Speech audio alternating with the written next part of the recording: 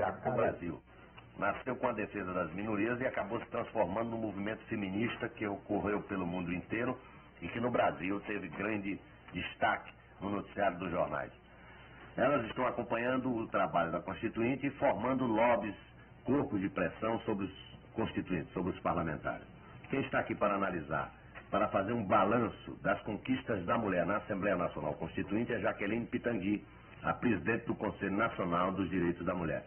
Dona Jaqueline, e qual o balanço que a senhora faz? Quais as conquistas até agora roladas pelas mulheres na Constituinte? O Conselho Nacional dos Direitos da Mulher, ele apresentou uma série de propostas que refletem as reivindicações das mulheres e, até o momento, nós estamos muito satisfeitas porque cerca de 92% das nossas propostas foram incorporadas de uma forma ou de outra no texto constitucional.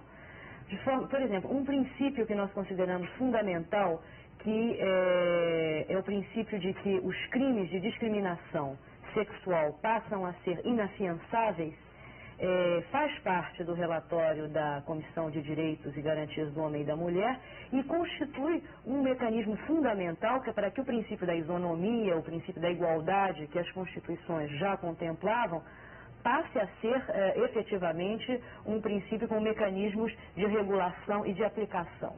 Por outro lado, com relação à organização da sociedade conjugal, nós também conseguimos alguns avanços, inclusive na própria definição do casamento.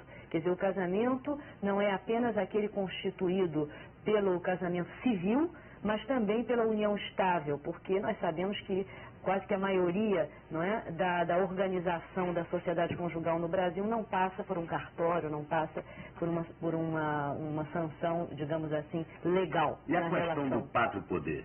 Bem, com a definição também a nível da igualdade de direitos e deveres na sociedade conjugal, cai necessariamente na legislação ordinária o pátrio poder. E caindo o pátrio poder, cai então a definição do homem como chefe da sociedade conjugal e todas as disposições daí decorrentes.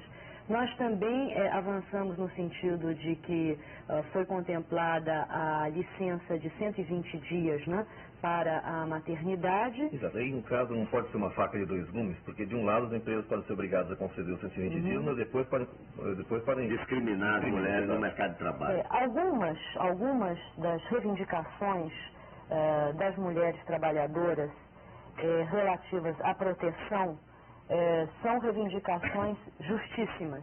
Nesse caso, da maternidade, é uma reivindicação muito justa. Mas embora seja justa, ela não pode se reverter contra as mulheres trabalhadoras? Eu acredito que nesse caso não.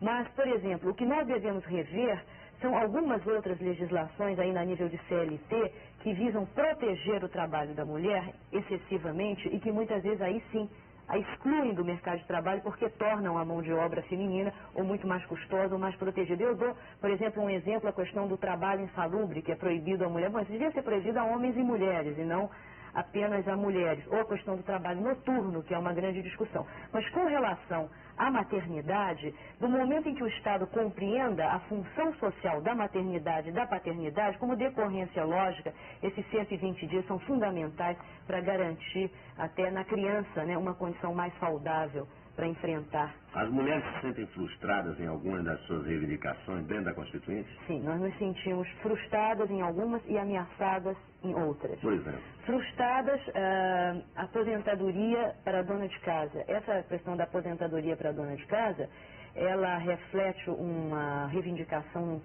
significativa das mulheres brasileiras que pediam que elas pudessem optar por fazer uma imposição ao INPS, opcional, certamente, para que elas pudessem, eventualmente, ter direito à aposentadoria. Isso não foi incorporado na Comissão de Ordem Social. As trabalhadoras domésticas, elas também pediam igualdade, né, de tratamento com os trabalhadores urbanos e rurais, ressalvados, claro, tudo que diz respeito ao dissídio coletivo e a participação no lucro, etc. e tal.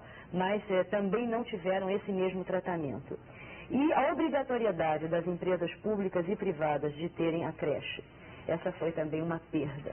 Agora, nós estamos assustadas, nós estamos preocupadas, com algo que não aconteceu, mas que pode vir a acontecer e que diz respeito à questão do aborto. Porque foi posição do Conselho Nacional dos Direitos da Mulher de que o aborto não é matéria constitucional. Inclusive, nós analisamos uma série de constituições, mesmo as do pós-guerra, que são constituições muito mais detalhadas e que regulam com muito mais detalhe a vida social, e aí não consta nada a favor nem contra do aborto. O aborto, ele hoje em dia é regulado, né, pela legislação ordinária, o Código Penal, e essa discussão sobre a manutenção do código em vigor, que permite a interrupção da gravidez nos casos de estupro ou risco de vida para a mãe, ou a ampliação dos casos em que será permitida essa interrupção, deve ser feita junto com a sociedade civil, mas no momento da reformulação do Código Penal. Muito obrigado, André Jacqueline. Bom dia. No próximo bloco vamos falar com o deputado Afif Domingos, do PL de São Paulo, depois dos comerciais.